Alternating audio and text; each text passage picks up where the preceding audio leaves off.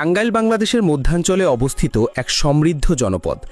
এটি যমুনা নদীর পূর্ব তীরে গড়ে ওঠা একটি ঐতিহাসিক জেলা, যার ভৌগোলিক পরিচয়ে রয়েছে নদী, চর, খালবিল ও সবুজ গজালির বন। প্রাকৃতিক সৌন্দর্যের সাথে সাথে সামাজিক, সাংস্কৃতিক ও অর্থনৈতিক দিক থেকে টাঙ্গাইলের রয়েছে অনন্য ঐতিহ্য। টাঙ্গাইল জেলার উৎপত্তি মোগল আমল থেকে হলেও ১৯৬৯ সালে এটি পূর্ণাঙ্গ জেলা হিসেবে প্রতিষ্ঠিত হয়। নামকরণে মতভেদ থাকলেও ধারণা করা হয় একসময় এখানে বাঁশঝাড় বা টাঙ্গা বাঁশ বেশি জন্মাত, সেখান থেকেই টাঙ্গাইল নামের উৎপত্তি। দেলদুয়ারের বাঁশের শিল্প, সখীপুর ও মধুপুরের গজারির বন একসময় ছিল বাংলাদেশের প্রাকৃতিক সম্পদের গুরুত্বপূর্ণ ভাণ্ডার।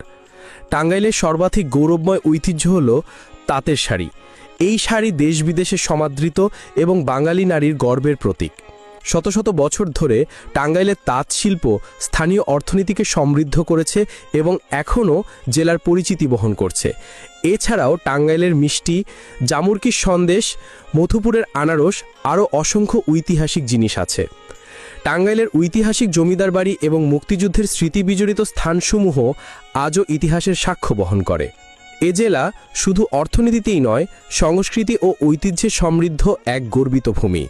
প্রতিবেদন প্রস্তুতকারী আরিয়ান আহমেদ আইয়ুব। অসংখ্য ধন্যবাদ ভিডিওটি দেখার জন্য।